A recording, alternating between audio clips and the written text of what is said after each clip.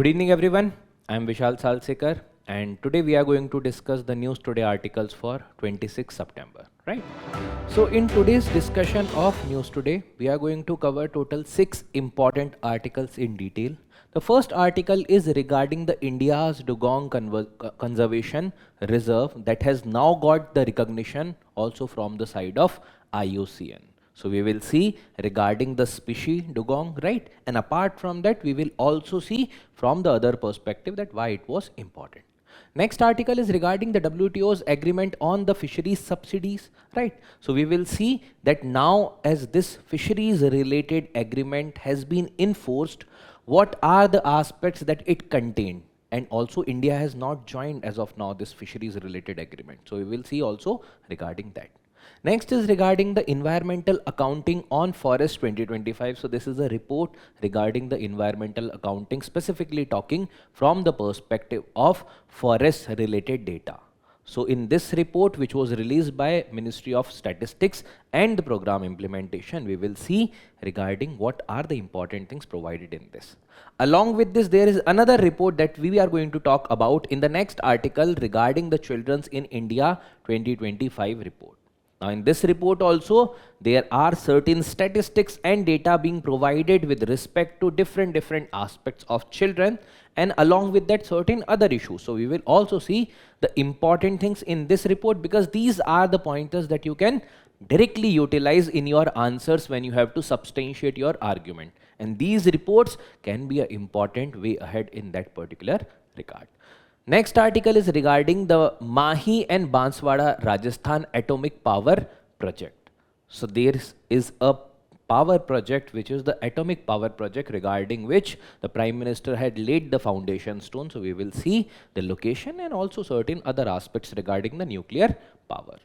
Last article in this is regarding the National Initiative on Water Security. So certain changes have been done in the MG Narega.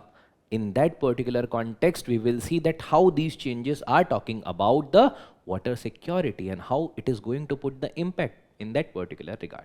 After that, there will be certain quick updates we are going to discuss in the needed detail. These are also very important piece of articles which provides the prelims related important information, right? So let's start the discussion with the very first article regarding the India's Dugong Conservation Reserve, which is now recognized by the IUCN, right? So regarding IUCN, you have already read a lot whenever you might have encountered with any specific species, right? So regarding that species, you might have seen that what is the red data list classification for that particular species. So that particular thing is being done by the IUCN, that is being recognized by IUCN, which is a international, we can say international NGO, where there are different the countries are also getting representation, and there are many other organizations which are getting representation over here.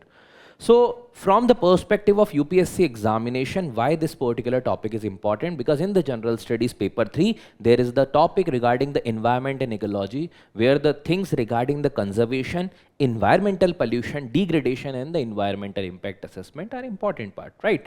And even apart from that, biodiversity protected area networks and the international conventions.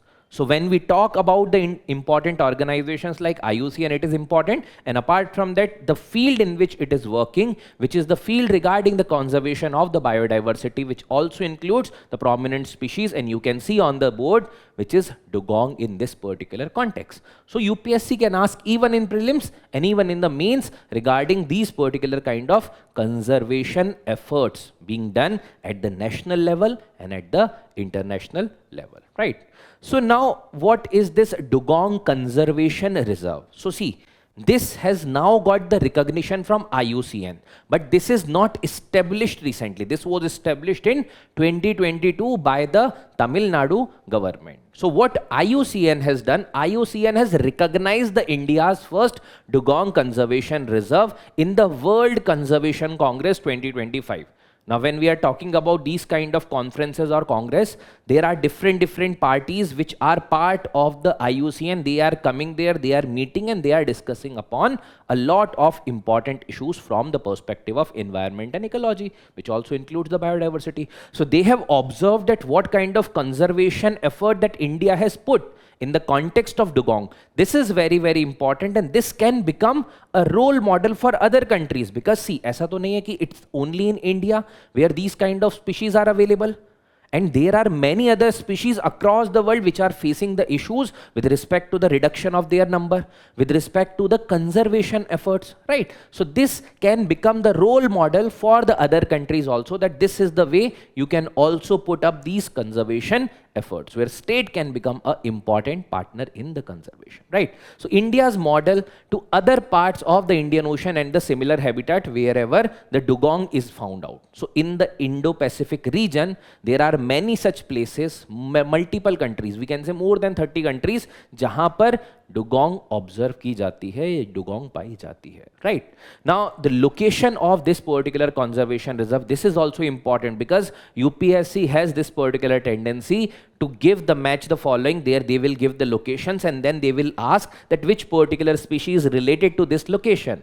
So in that case, the location is the Northern Park Bay. So we will discuss about Park Bay, and see, you can see in this particular map, if you are able to see this particular region which is on the coast of Tamil Nadu. So if you can see this region is known as the Park Bay, right? And in this particular region, we are talking about the northern region of Park Bay. So this is the region where this particular conservation reserve has been established for dugong. That means this is the region where one of the largest populations of dugong is being observed. And that's why the conservation efforts have been done in that particular context in order to protect the population of dugong, right? So this is the Park Bay, and there are certain other important locations you can see. And this is the extent of the dugong distribution. So you can see this is the region where this is observed in India, where there is Park Bay, there is Gulf of Mannar is there, and even apart from that there is Kutch region where this is being observed. And apart from that, it's not only in India, so you can see even in the Red Sea region, even you can see on the coast of Africa, Madagascar region, Indian Ocean Island region, and apart from that the Indo-Pacific region, maybe this dugong population is distributed. So UPSC can trick you with that this is only observed on the coast of India or the southern coast of India. The answer will be no. These are the countries where the dugong population is being observed, right? So that was the location of the conservation reserve. Now it was established in 2022 by the Tamil Nadu government. Under which particular act? It was established under the Wildlife Protection Act of 1972, which also gives the power to the state authority in order to designate certain species or certain area in order to conserve them. Now see, these are the herbivorous species. When we are talking about dugong, they are also sometimes known as the sea cows. Basically, they are herbivorous in nature, and they are dependent upon the vegetation which is available in the sea, but at the shallow water region, wherever there is certain kind of seagrass can be available. So seagrass are the important food and the ecosystem where generally dugongs are thriving. So this is the seagrass, as you can assume that this is a kind of forest within the sea or beneath the ocean, right? So this is host of the other marine species also, because where more vegetation will be there will be more herbivore. When there will be more herbivore, that will lead to the population of the carnivore that will be in that region, because that is the food web of that specific region. And also when these are the plant, and they are also doing the photosynthesis and the other activities, so they are also doing the carbon sequestration, and in general through that process they are preparing their own food, and then they are becoming the food of the herbivores, and the herbivores are being fed up, these are being eaten by the carnivores, and like this there will be food web that will be continuing in that particular region. Now dugong is also sometimes known as the dugong, which is the scientific name of the dugong species. Now this is the only marine herbivorous mammal that depends on the seagrass. So generally they are found in the ecosystem wherever the seagrass is available or the sea meadows are available. Now apart from Park Bay, as we have talked about, it is also found in the region of Gulf of Mannar. It is also found in the region of Gulf of Kutch, and apart from that you can extend it to the Indo-Pacific region wherever this particular thing is mentioned in the map. So here also the dugong species are available. Now talking about the conservation status of any species is very, very important, because generally UPSC is more interested in this particular section, that which particular place pe this species lie. So when we talk about dugong, as per the IUCN red data list, it is found in the vulnerable category. So in the threatened category, there is critically endangered, endangered and vulnerable. So it is at the vulnerable level. If that population further decreases, that might be endangered. If further decreases, then there may be critically endangered. So this is the way the endangerment is getting increased. As per the Wildlife Protection Act, which is the legislation of the Government of India, so it is in the Schedule 1, which is providing the highest level of protection to this species of dugong. Next is as per the CITES. As per CITES, it is found in the Appendix 1. So as per CITES also, this is having the highest protection that is available with respect to the international trade, right? Now, obviously, as there are losses to different species, this dugong is also facing difficulties with respect to the habitat degradation, hunting and the unintentional capture. देखो generally क्या होता है कि there may be some sea trawlers. Now sea trawlers which are utilized for fishing might not want to capture dugong, but when the nets are there, unintentionally these kind of species are also getting caught in that.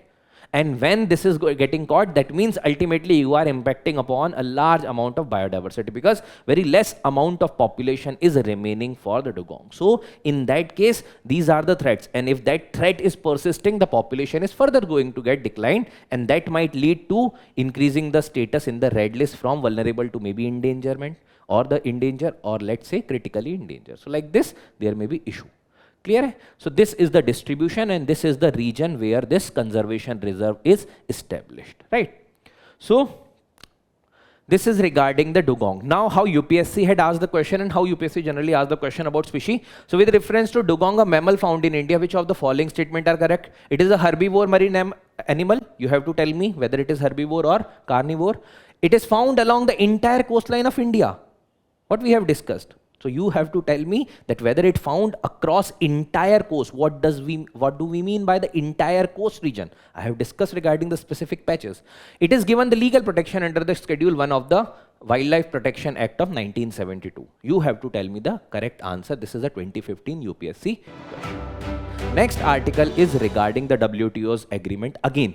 This is also an agreement that was already there since 2022, but now this particular agreement has been ratified by more than 2/3 of the countries of WTO, and now this agreement is coming into force. And that's why we have to discuss this particular article. So WTO's agreement on the fisheries subsidies enter into force. So this article is regarding the fisheries related subsidy and the WTO related the provisions, right? So the syllabus linkage will be, again, when we are talking about WTO, so WTO as an organization becomes important. So general studies paper 2, international relations mein important international institutions, agencies and fora. So WTO, which is the World Trade Organization, that is responsible for facilitation of the trade, so that the trade should be going on in a free manner and a fair manner. And apart from that, GS paper 3, which talks about the economy, environment and ecology, right? So there's conservation, environmental pollution, degradation. Apart from that, the food security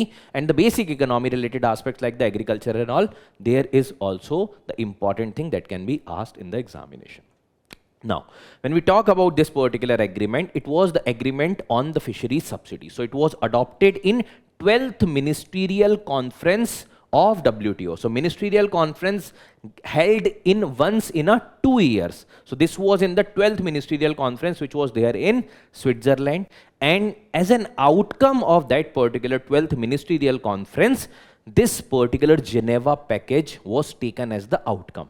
Now, in the Geneva package, one of the most important thing that was talked about is the issue related to fisheries subsidies and this particular agreement regarding the fisheries subsidy, right? So at that point of time, when the countries started adopting that particular convention related to the fisheries subsidies, now the condition was put that once it will be signed by two-thirds of the countries, out of the total 166 member countries of the WTO, then only it will come into force. So recently it has been exceeded by some more countries, and that's why this particular agreement now enters into force. So this will be applicable to those countries which have signed this agreement, not all the members of WTO by default, right? So it is entered into force when 2/3 of the WTO member accept it. Now, what this particular agreement is about?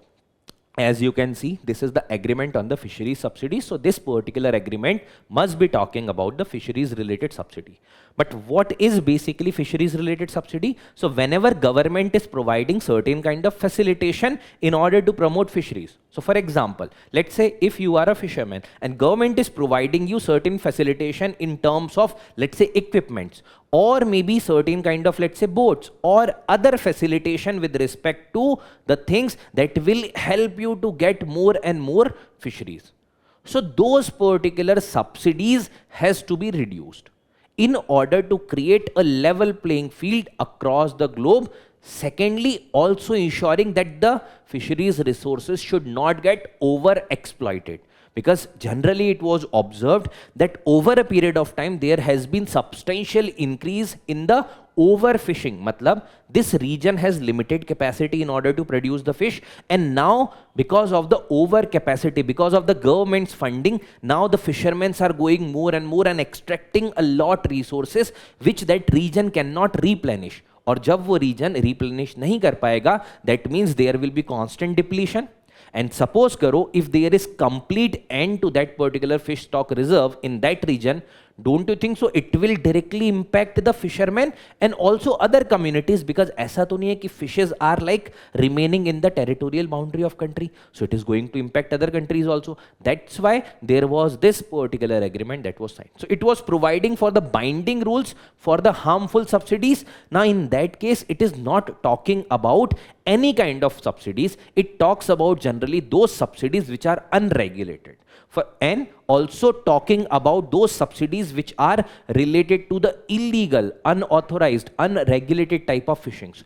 Also those kind of fishing which is being carried out in the high seas region. So high seas region which is not part of the even EEZ of any specific country. मतलब एक country के EEZ में नहीं आता. In that particular region, if the fisheries is being done and the subsidy is being provided, so you have to curb those particular subsidies. Now alternative impact is also on the environmental sustainability, because when you are going to reduce the subsidies, when you are going to regulate the fisheries, in that case what is going to happen? That means that region will get time to replenish the fisheries resources, and ultimately entire biodiversity will thrive upon that.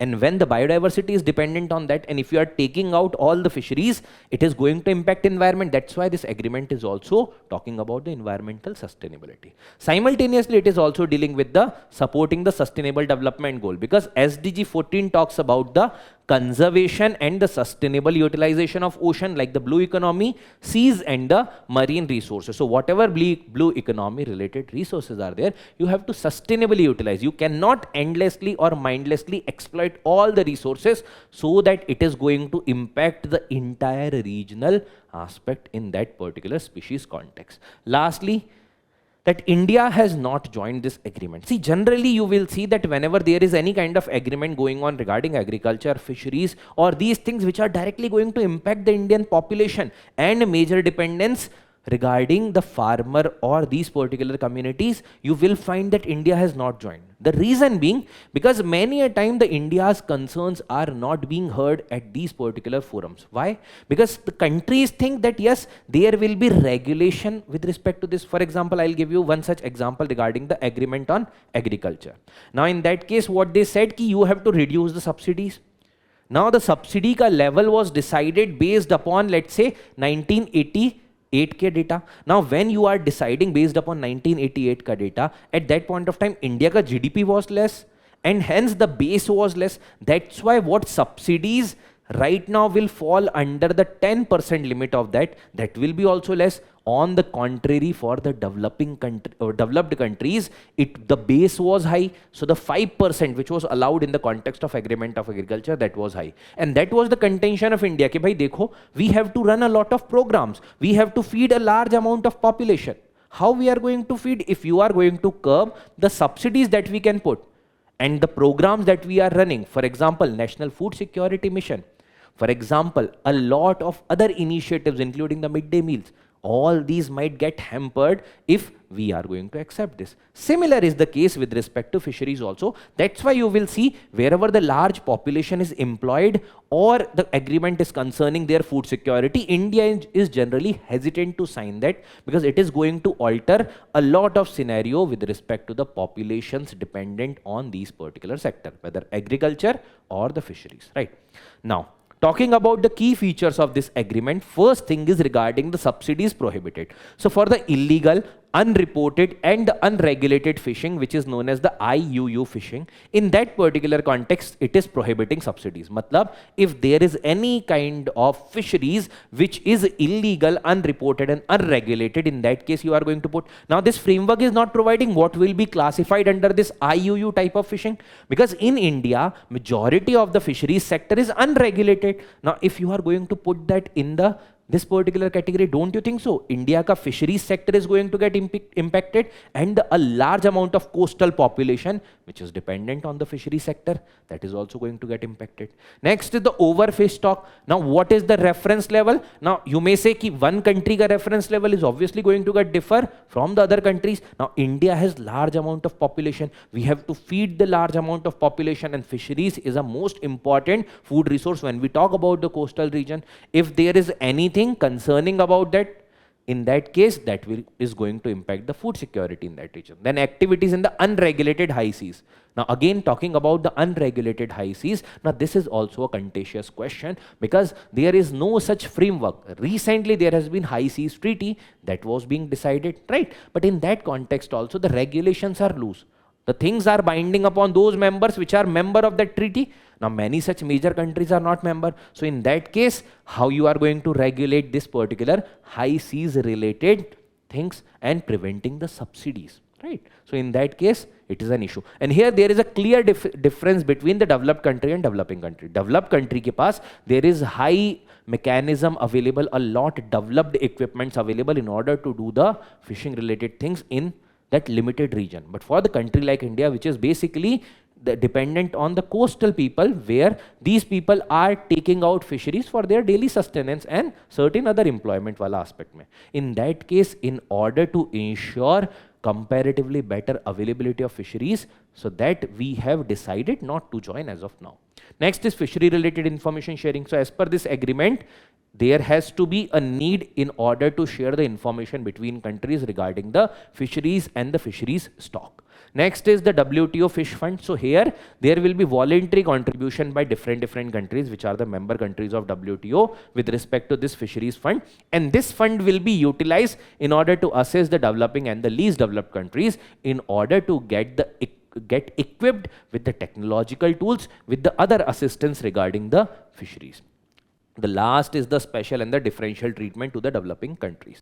Now there has been certain flexibility that is being talked about that we are going to provide in this particular fisheries related treaty. Now see, the problem is that this kind of flexibility is not clearly mentioned. What they have mentioned, ki there will be a 2 years ka extension will be provided to those countries which are developing and the least developed countries. Now to decide and designate the country as the developing country is left to the country itself, whether you want to classify as developed or developing. Now what kind of differentiation it is going to put between the developed and developing countries? सारी country यही चाहेंगे ना कि we are going to put ourselves in the developing country. So this is one such major issue, and apart from that, a lot of things which are not clearly mentioned, which is a major bone of contention. That's why India as of now have not signed or refrained to sign from this particular treaty regarding fisheries subsidy. Now, from the perspective of this agreement, because the agreement was also needed, but there has to be a clear-cut identification of the terms. So need of the agreement was because in 2021 we observed that roughly 35% of the global fish stock is getting overfished. That means the regions jahan pe fisheries ki jati hai, in those particular region, there were 35% of the global fish stocks which was overfished as compared to 10% in 1974. So you can see clearly that more than 25% has been increased in terms of overfishing. That means the resources are getting depleted. Utna replenish nahi ho raha hai. And if this continues, then it is going to put the environmental unsustainability. That's why there is a need for agreement. But also the agreement should recognize that different countries have different capabilities and they will need the differential approach as far as the things regarding the fisheries related resources are concerned. Next is around US $22 billion in a year as a subsidy. So this is the amount of subsidy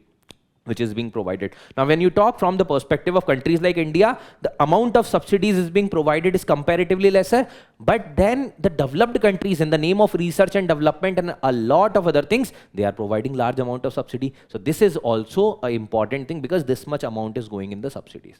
If the subsidies are not being provided, that means you are not providing your population the ability in order to go for the modern technology related fishing. Right? And the developed countries are doing with that. So that's why India is preventing joining these particular kind of agreements as of now.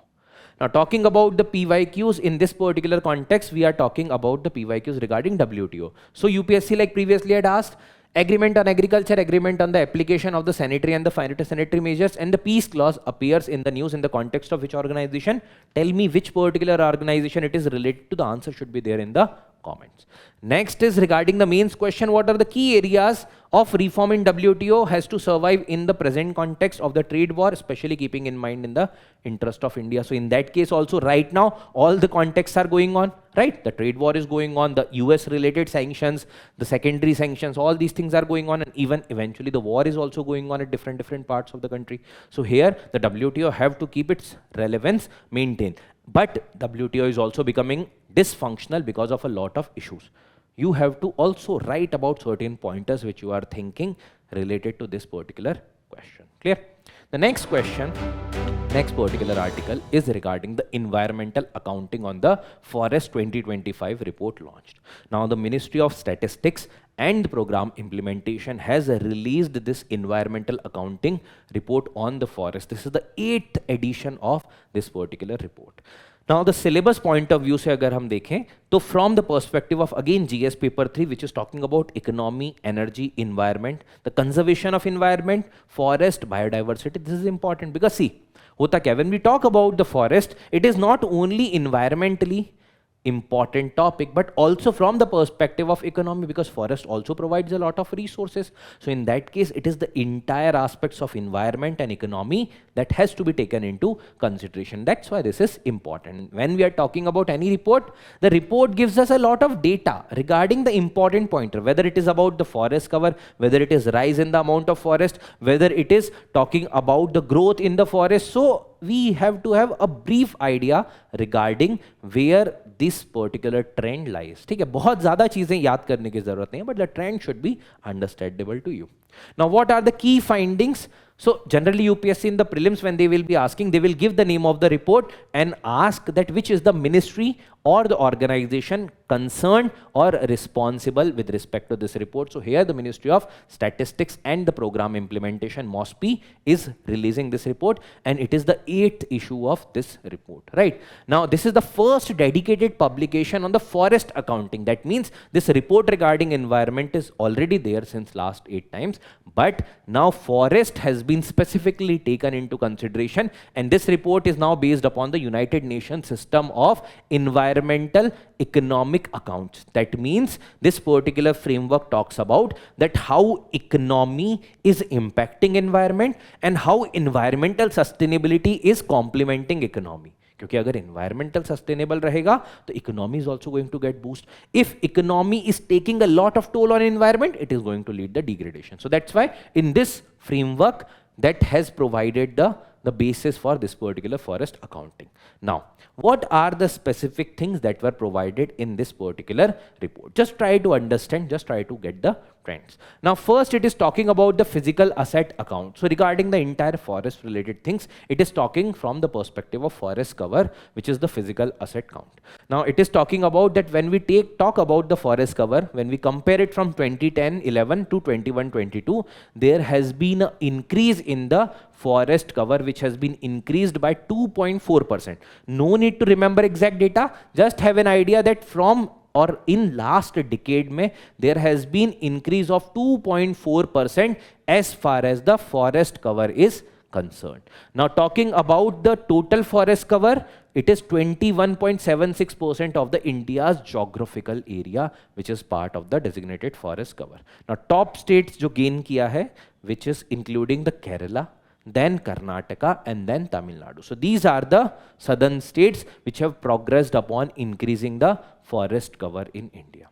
Next, when we are talking about the extent account, so extent account is giving the information with respect to what has been the alteration in the area of the protected regions or the recorded forest areas, right? So kitna increase hua hai in that particular context. Now how there has been some increase whenever government is going to designate any specific new area as the forest region in that context, or also talking about the alteration of the boundary, changing the boundary. So let's say there has been some amount of area that has been included in the forest cover or that particular protected region cover. So in that case, there has been increase. So like this, there is a net increase of 3356 square kilometer in the forest extent. So the forest extent has been increased by the 3356 kilometer. You can remember that the forest extent has also increased. Trend के बारे में ध्यान रखो. No need to go for specific data, or you can say more than 3000 square kilometer. That is also good to go. Now in this, top states are Uttarakhand, Odisha, Jharkhand in the recorded forest area. Next is talking about the condition account. So the condition account talks about the quality of the produce. So in that particular context, in the ecosystem quality, it talks about what kind of wood quality that is there, whether that particular quality has increased, whether that particular amount has increased or not. So when we talk about the growing stock, in the last decade, there has been more than 7% increase in the wood quality and that particular amount. So roughly 7% increase in the wood quality and the respective amount. So the top contributor over here are Madhya Pradesh, Chhattisgarh and Telangana. See, I know this is static part, right? Static, or maybe we can say the factual thing, right? Just have an idea regarding the trend. No need to worry about this particular thing.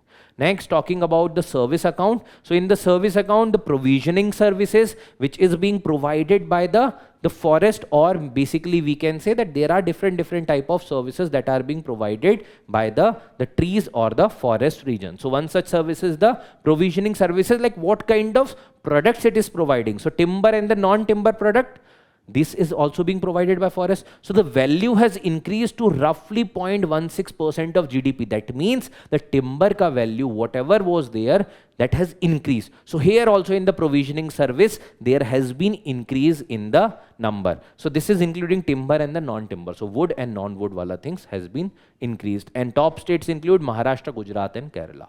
Lastly, talking about the regulating services, which is being regulated by these particular ecosystem, and when there will be depletion of these ecosystem, this regulation will be reduced. For example, carbon sequestration, for example, supporting the biodiversity, right? So this carbon retention has increased to roughly 2.63% of GDP. That means carbon retention has also increased. Here the top state includes jahan par forest cover zyada hoga, like Arunachal Pradesh, Uttarakhand and Assam. Now, these are the things that have to be discussed. Now, there are certain criterias also with respect to defining any specific forest as the dense forest, okay, or moderately dense forest, highly dense, moderately dense, or the kind of like open forest kind of things, right? So there is a criteria that has been provided. So that is based upon the canopy density. So when there is canopy density more than 70%, it is the highly dense forest. When it is 70 से 40 के range में और 40 to 70% के range में, I am talking about the canopy density. So in that particular case, it is the moderately dense, and when it is less than 40% but more than 10%, then it is the open forest kind of scenario. So just have an idea regarding this thing. ये चीजें ज़्यादा UPSC पूछता है, but this kind of information which is provided over here, the trend regarding this can be taken into consideration. Now talking about the UN system of environmental economic accounts framework, UNSEEA, is in this particular framework, it is developed by United Nations, European Commission and the FAO, which is the Food and Agriculture Organization. It is in there since 2012. Now it is talking about the international statistical standards, like it is talking about the data which gives an idea regarding the economics and environment ka interplay, like how economy is impacting environment, how environment is contributing to economy, so how they are intertwined or entangled with each other. This particular organization Administration is responsible for that and provides the statistical data. Now, when we talk about SEEA framework, it was first developed by Ministry of Statistics and Program Implementation in India since 2018. So 2018 onwards, there has been issues every year regarding this. Clear hai? So this is regarding the article of tree cover. Now, talking about the next article is the Children in India 2025 report launch. Now, when we talk about the children, the social justice is one prominent thing which is asked in the questions in the UPSC, right? So GS paper 2 governance, welfare scheme and the social justice, where the children and the associated aspects is important part. So welfare scheme for the vulnerable section, which includes children also, then mechanism for their protection, development, issues related to the health, education, nutrition, human resources, all these things are important when we talk about the children, right? So that's why, again, this is a report again released by the MOSPI, which is the Ministry of Statistics and Program Implementation. Here also we are going to get certain definitions and data. उतना ही ध्यान रखना जरूरी है. Now, when we talk about the key highlights of the report released by MOSPI, Ministry of Statistics and Program Implementation. Now, this report gives you data regarding the children's education, health, nutrition, protection. So this is taking into consideration all these kind of parameters and gives you the data and detailing regarding this. Includes education, health, nutrition, protection.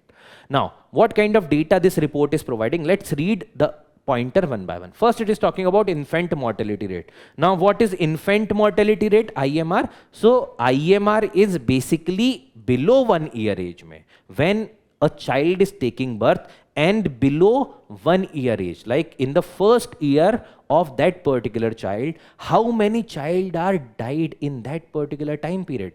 So when live birth has happened, and after that within 1 year, how many of that are getting died. And when we take this particular number out of 1000, so let's say it is talking about 44 to 25, that means 2023 mein it was 25 out of thousands which are getting died within 1 year of their birth. So this is the infant mortality rate, like 1 year mein there will be death. That particular number is considered as the infant mortality rate when we compare that with 1000, right? Next is regarding the under 5 mortality rate. So U5MR, which is the under 5, that means from the birth till attaining 5 years. So within 5 years of that particular lifespan of a child, how many of those child are getting died? So infant mortality rate mein we were talking about within 1 year of the birth. Here we are talking about within 5 year of the birth, how many child are getting died. So here it has declined from 30 to 29. So in 2022, see the reference years are different. Here we are talking on comparing it from 30, which was in 2022, to 29 in 2023. So this is the 2023 ka data. Now when we talk about the birth rate, again, when we are talking about birth rate, that means out of 1000 population, how many births are taking place? This is the birth rate, right? So it has declined now to 18.4. So this is the birth rate. And rural areas mein it is 20.3, urban areas mein it is 14.9. Again, it is calculated based upon the 1000 reference. Now talking about the dropout rate. So see, this were regarding the, basically we can say the health related parameters. Now this is regarding the education. So when we are talking about the dropout rate, that means a child gets enrollment in the education, and before reaching to next step he is getting dropout, he or she is getting dropout. So in that case, that is the dropout rate. Now 2022 2023 se 24 25 mein what is the dropout rate when we talk about preparatory stage? Now see, the new education policy, new national education policy talks about the 4 stages. It talks about the 5 plus 3 plus 3 plus 4 framework. 5 is basically the stage which is the foundational stage. Even before getting into that particular preparation stage, it is basically the foundational year of a child. So from 3 year to 8 year, that particular thing, like 5 years ka time period is the foundational stage. Now, how many of this are reaching to the second level, which is the preparatory stage? So there has been a dropped percentage from 8.7 to 2.3% in this particular 1 year ka reference. So yahan se yahan tak mein there has been decline of 8.7 to 2.3%, which is the preparatory stage mein. Middle level means how many are reaching from preparatory stage to the middle level. So preparatory stage is 8 to 11, middle level is 11 to 14 year, and this last 4 is 14 to 18 year, which is the secondary level. So middle level mein it has declined from 8.1 to 3.5%, and then secondary level mein it has reduced from 13.8 to 8.2. You can see that as and when we are moving forward, the dropout is increasing, and the reasons are also obvious, that early education the child is getting, but then because of the family circumstances or any other thing, that child has to work, and in that particular context the dropout is also getting increased. So I hope that you might have got an idea regarding what do we mean by the dropout. Now talking about child marriage, so regarding child marriage, they have fixed the criteria that child marriage ke context mein women age between 20 to 24, that means we are not taking the entire population, we are taking into consideration women from 20 to 24 years ka age. And in those women, how many of the women have married before 18 years? That means before 18 years marriage is basically child marriage. So when we are taking reference of right now, the presently women who were in the age of 20 to 24, कितने लोगों की शादी हुई है 18 के पहले, right? So it has reduced from 26% which was in 2015-16 to 23%. That means in this specific sample, there are 23% which is in 2019-21. So this is not latest data, but based upon the data which is available. Clear? So there has been again decline in the child marriage also. So all the parameters are getting declined, whether it is dropout, whether it is the mortality rates. Adoption statistics, adoption basically is whenever there is a family which is adopting a child from the orphan or from any other place, right? So there is inter-country also and the intra-country also. Means within country adoption is there, like the parents who are residing in India adopting a child, and also sometimes the parents who might be residing in other country adopting a child here and then taking the child to another country. So both the type of adoptions are there. So in-country adoptions are 4155 and the inter-country adoptions are roughly 360 to 653. Now there has been increase in the adoption. That means this is a positive trend. See, mortality rate badhna is obviously not a positive trend, but the adoption increase, that means the family are adopting the child who might be the previously part of the orphan, so that the child is going to get comparatively better life. Lastly, talking about the gender parity index, means how the society is treating the male and female counterparts, right? So in that particular context, achieved parity across all the education stages. Again, it is talking about the female and the male ka comparison at the educational level. So it is talking about the education. So in education at all the stages, whether it is the foundational stage, whether preparatory, whether middle, or whether it is secondary, all the stages pe there is comparatively gender parity. That means equal number of male, equal number of female. That means it's not like now skewed towards the male, it's now equal. So these are the things that were being provided as far as this particular report is concerned, which was released by the Ministry of Statistics and Program Implementation, right? So next article is regarding the Prime Minister laid the foundation of the Mahi Banswara Rajasthan Atomic Power Project, MBR-APP, right? So it is the atomic power project. Now, when we talk about the atomic power project or the atomic energy, again General Studies paper 3, which talks about the topic of science and technology and also the renewable form of energy or the alternative resources for energy, because the nuclear energy comes as a non-fossil fuel based energy. And recently we had discussed one such article regarding the India has achieved roughly 50% of the electricity generation ka resources from the non-fossil fuel based resources 5 years earlier than the target that we had mentioned in the INDC, right? So in that particular case, it is important, and here the nuclear energy is also going to play a very important role. So from the perspective of UPSC, GS3, Science and Tech, achievement of Indian in the nuclear technology, environment and energy, right? The role of nuclear energy in climate change mitigation, because when there is lack of greenhouse gas emission, that is going to be comparatively sustainable, right? That's why it is important. Now, when we talk about the Mahi Banswara Rajasthan Atomic Power Project, generally whenever there is any specific location which is in the news, just have an idea regarding the location, which particular state it is located in. So the location is Banswara district, which is in Rajasthan, and the river that is associated with it is the Mahi river, where this particular nuclear power project will be situated. Now, what is the capacity? It is basically 700 megawatt ke 4 pressurized heavy water reactor that will be placed. So total capacity will be 2800 megawatt, right? Now, again, another important thing which will be there in news generally and which can be asked by UPSC is regarding who is developing this. So it is Anushakti Vidyut Nigam, which is a joint venture of NPCIL, which is Nuclear Power Corporation of India Limited, and NTPC, which is a joint venture of these organizations. And this Ashwini, which is the Anushakti Vidyut Nigam, it is going to implement that. So right now there is only foundation stone that has been laid, but yes, there will be a fast progressed work that is going to be there, because the government has increased the target that they are going to reach with respect to the nuclear energy related generation. And that's why the work that will be there based upon this is going to be comparatively fast tracked, right? Now, this is the part of the fleet mode initiative where what government is doing.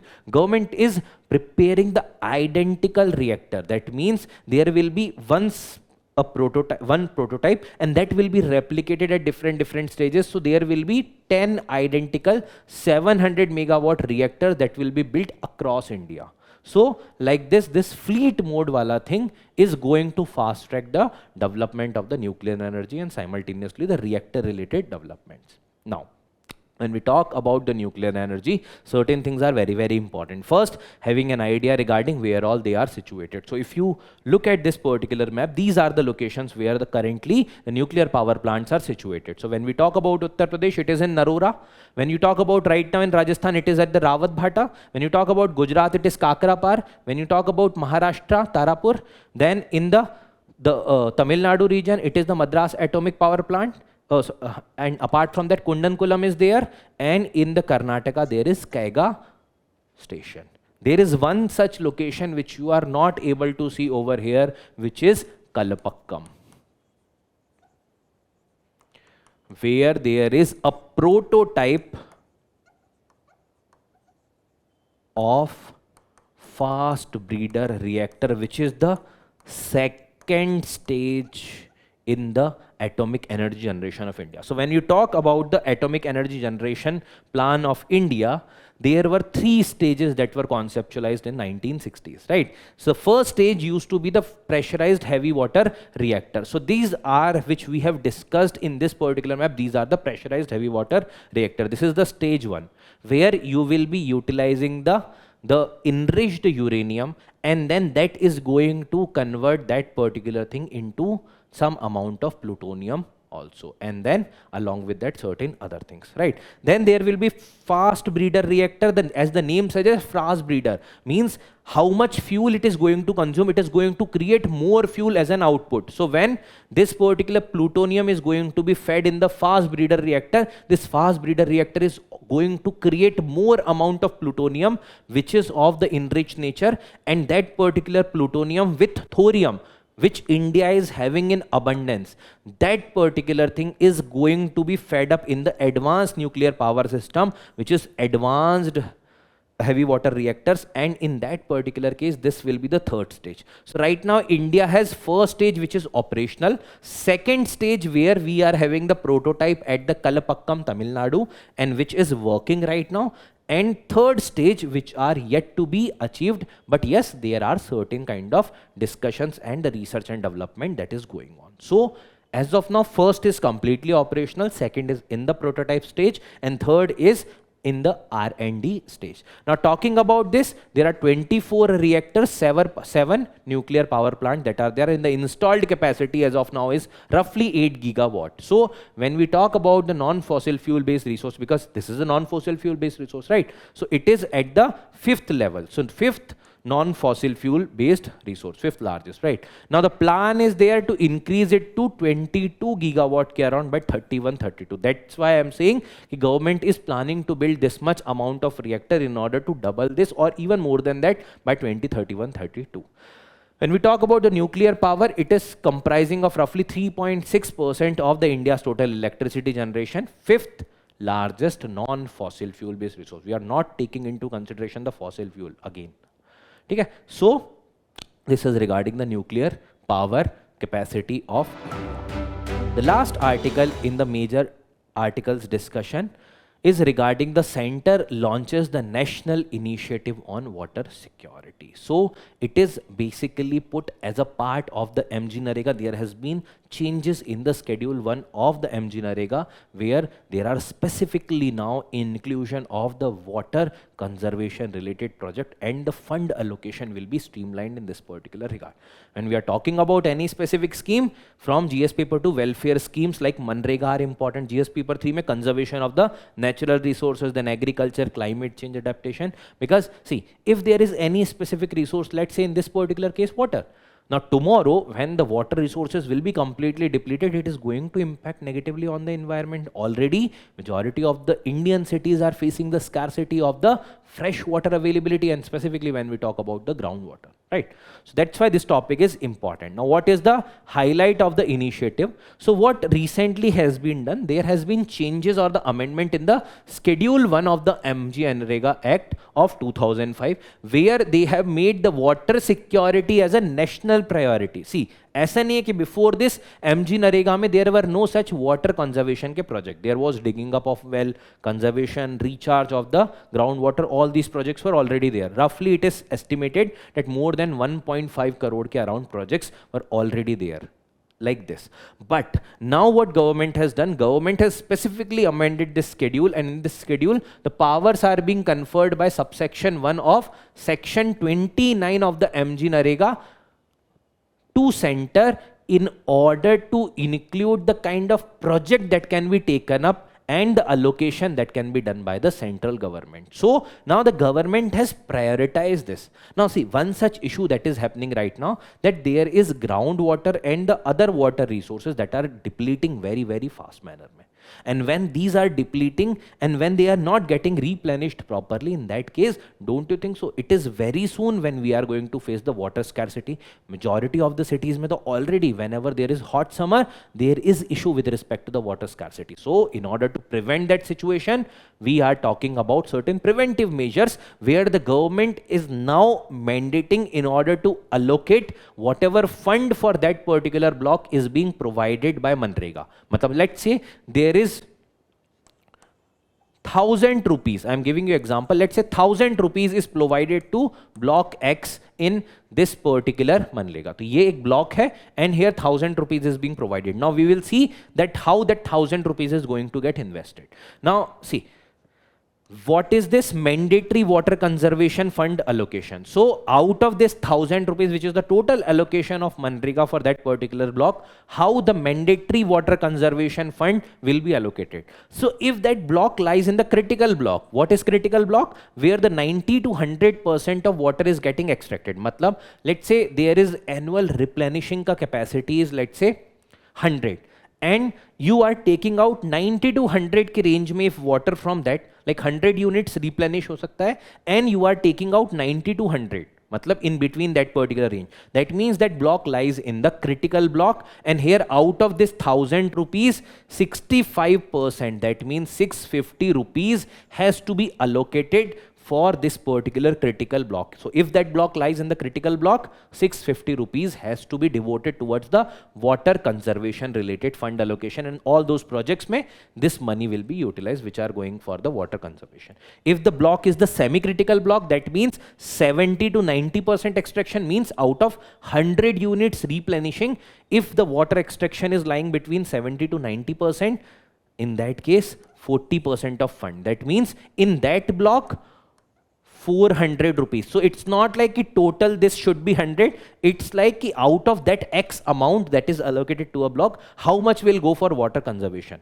If that block is a safe block, that means less than 70% is the extraction rate, means 100 unit recharge ho raha hai, and 70 units se kam if you are taking out, then 30% of fund. That means in those particular block, it is 300 rupees. So the block may how much amount is going to get allocated for the water conservation fund, that will be depending upon the blocks. So what is the objective? Ultimately, what you are achieving over here, you are boosting the groundwater level, because the projects for which this fund is getting allocated, this is the water conservation project, and water conservation including the groundwater recharge, aquifer related recharge, the plantation, many other projects that can be there which will ensure this, right? So you are going to get boosting the groundwater, then rejuvenating the rivers. So in that particular case, you are rejuvenating the rivers. What you are doing, you are ensuring that whether if there is any kind of issues that are there with the river, you are maintaining the flow of that particular river, right? And ensuring the sustainable water management. So all these things going to ensure the sustainable water management.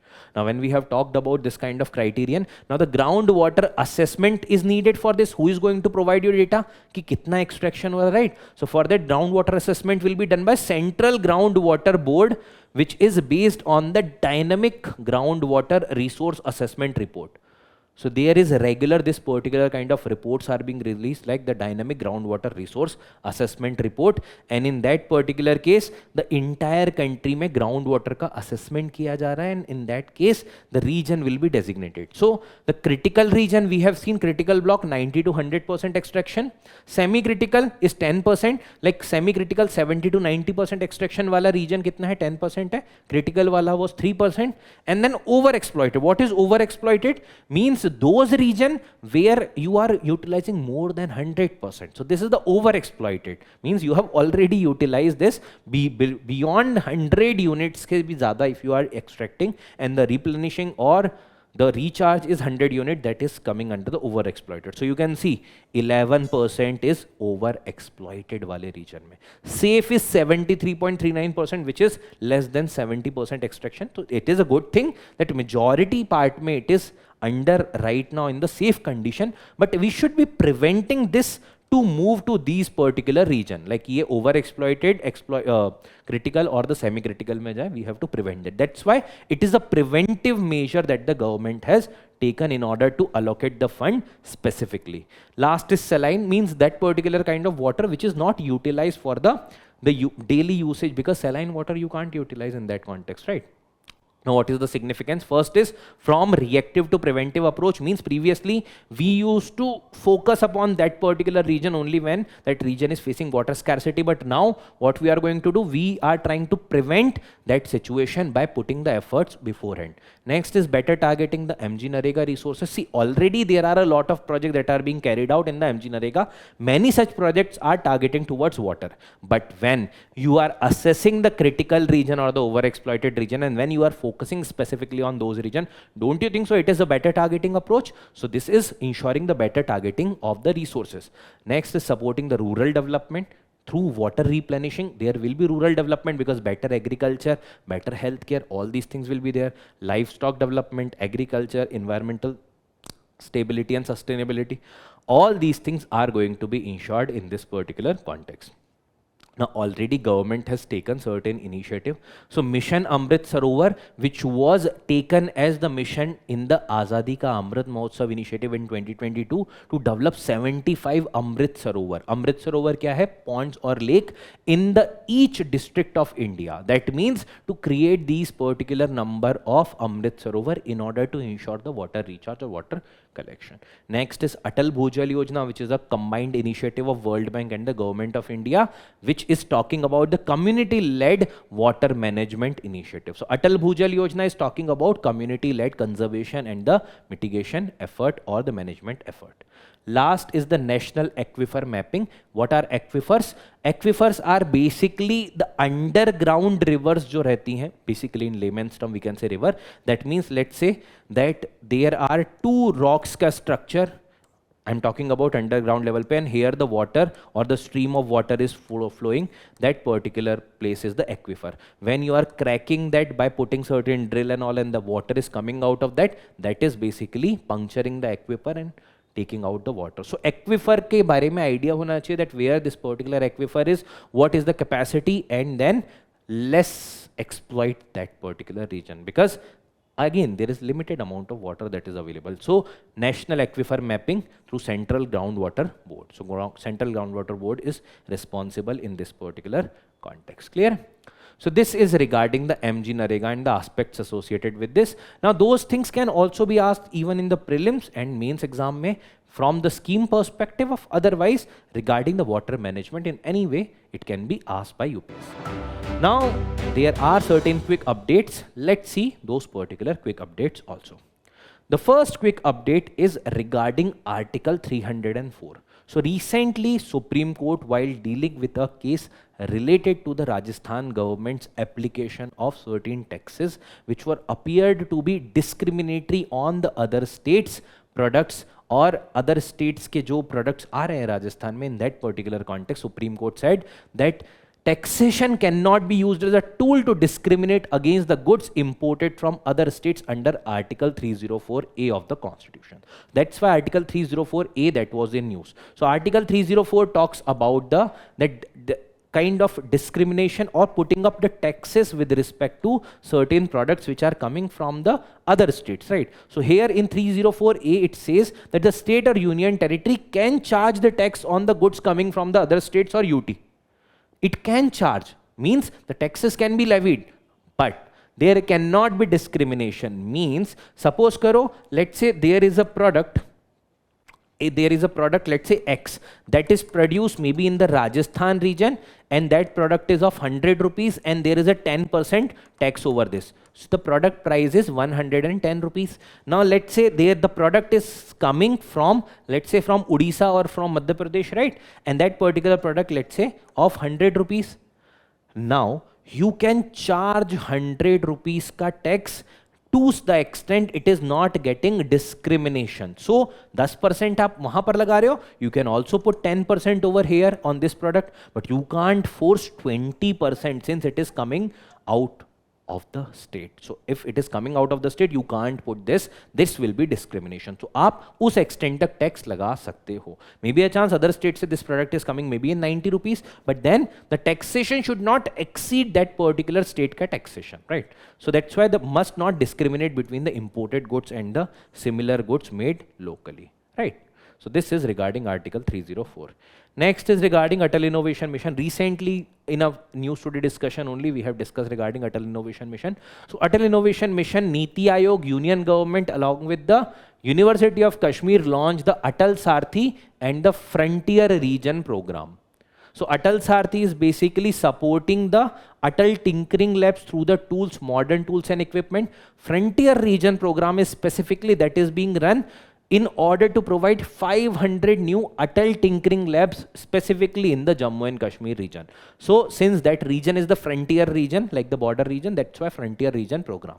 Now there are two things which are mentioned, Atal Innovation Mission and Atal Tinkering Lab. What is Atal Innovation Mission? So it was by Niti, sorry, it should be Niti Aayog. So it is by Niti Aayog, initiated by Niti Aayog in 2016 in order to create and promote a culture of innovation and entrepreneurship. That means to boost the innovation, to boost the entrepreneurship, this particular mission was initiated in 2016. Now as part of this particular mission, whether in the schools or whether it is in the colleges, there were certain institutions were established. So at the school level, there were Atal Tinkering Labs that were established. Now from the class 6th to class 12th, it is providing the students with respect to the state of art space regarding the innovation. So for example, artificial intelligence, cyber security, cyber physical system, Internet of Things, all these kind of things, including the robotics, maybe the certain kind of things like the 3D printing, all these things ka exposure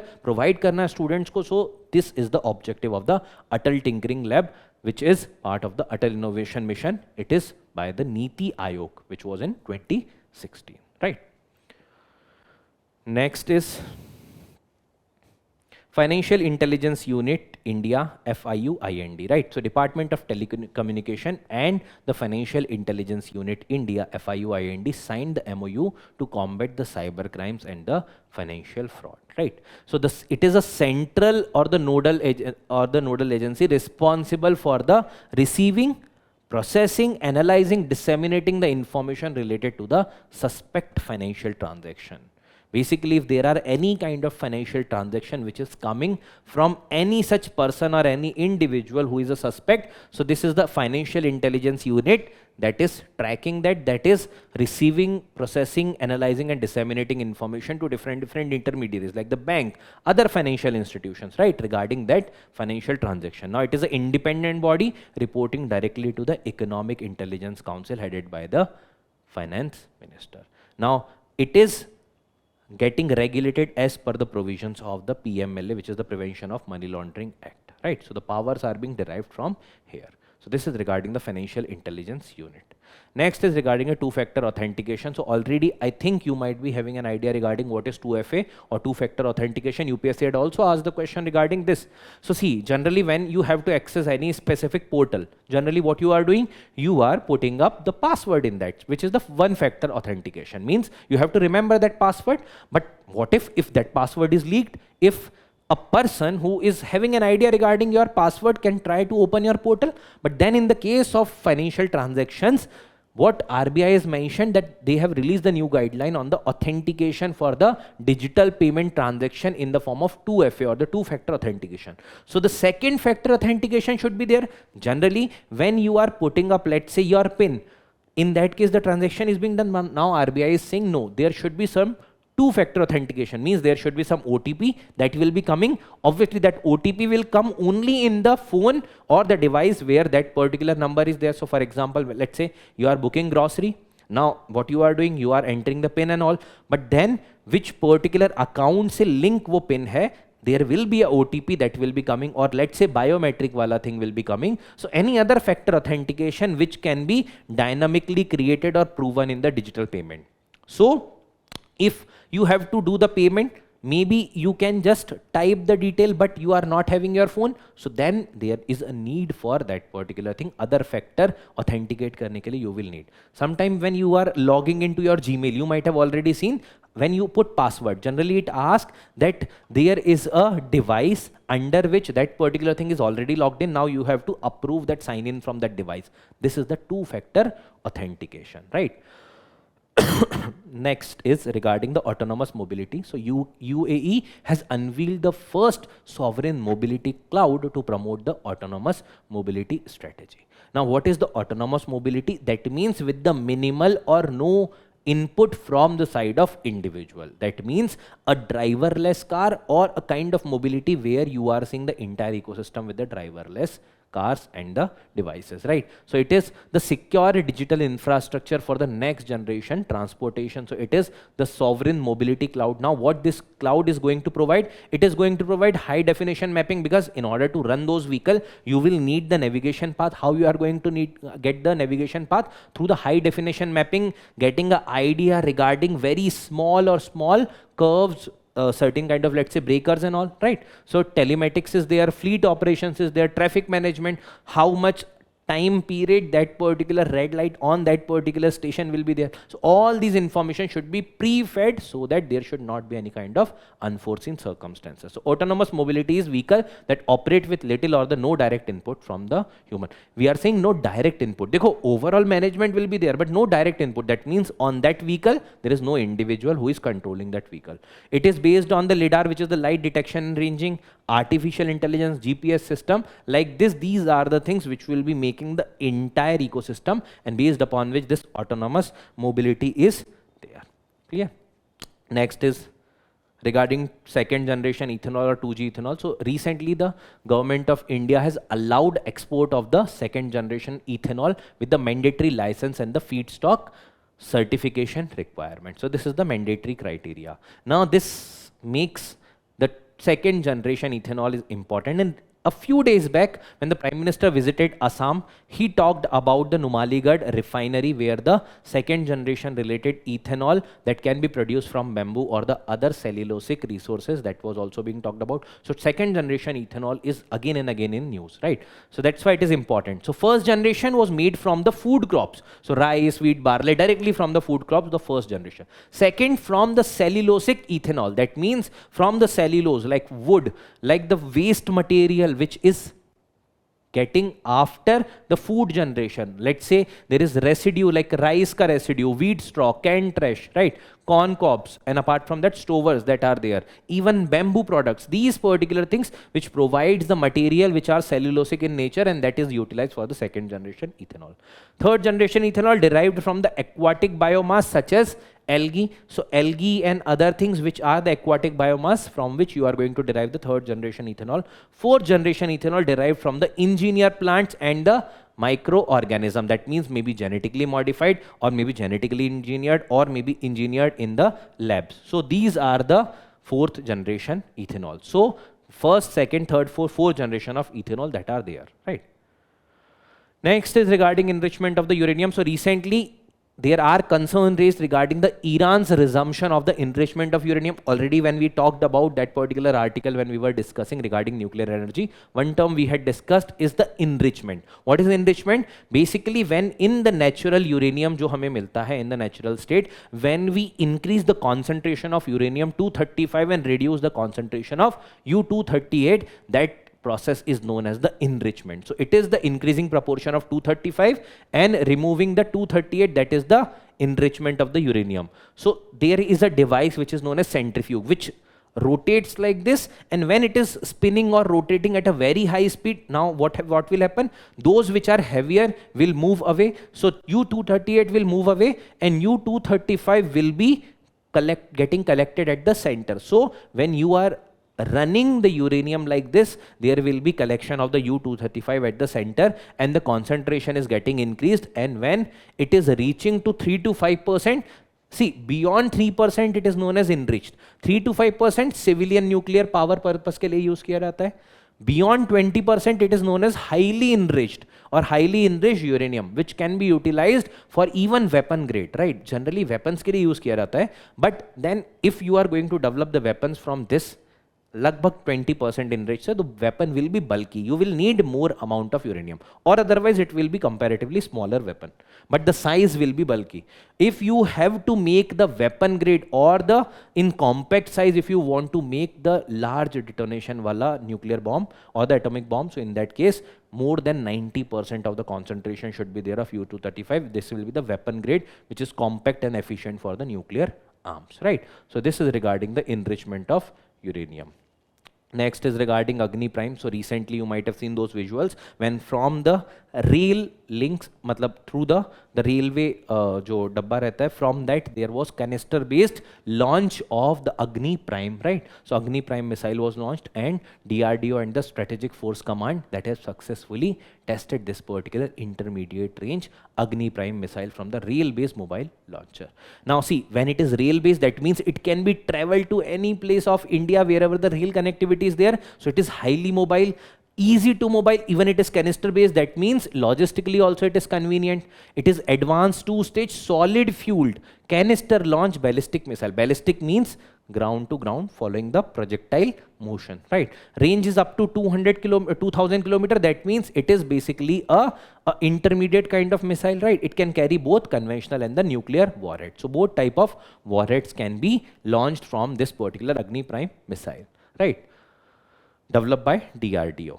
Last article is regarding the drone wall. So simply the drone wall is a kind of anti-drone strategy. That means you are creating a system or surveillance system which is going to detect the drone, which is going to identify, which will be giving the early warning, so that the system which is going to counter the drone can be prepared. So recently there have been Russian drone incursion in many such countries of the Eastern Europe, right? So there is European Union which has started effort towards the building a drone wall. So it is an artificial intelligence based multi-layered drone defense system called AirShield, right? It is an anti-drone platform. So certain countries in the Baltic region have already tried and developed this kind of system. So like this, now the European Union is putting its focus on the Russia-related boundary of the Eastern Europe, right? So it is working on the fast-flying unmanned targets carrying the warhead. So in order to prevent that kind of incursion or preventing the harm to the sovereignty of country, it is being done. It is providing early warning, real-time threat detection, and the intelligence against the drone incursion, GPS jamming, etc. So all these things, early warning, real-time threat detection, intelligence gathering against drone incursion, GPS jamming. So that means it is basically going to neutralize that particular thing in the entire system. Also it will utilize the modern technology like the artificial intelligence. So it is regarding that drone wall. So with this, we have completed the entire discussion of the articles regarding 26th of September, right? So I hope that this articles that we have discussed is clear to you. There must be certain question that will be on your screen. Now, whatever I have asked, along with this, try to post on the comment section, and also make sure to go to this particular portal of digital current affairs in order to get access to a lot of other information.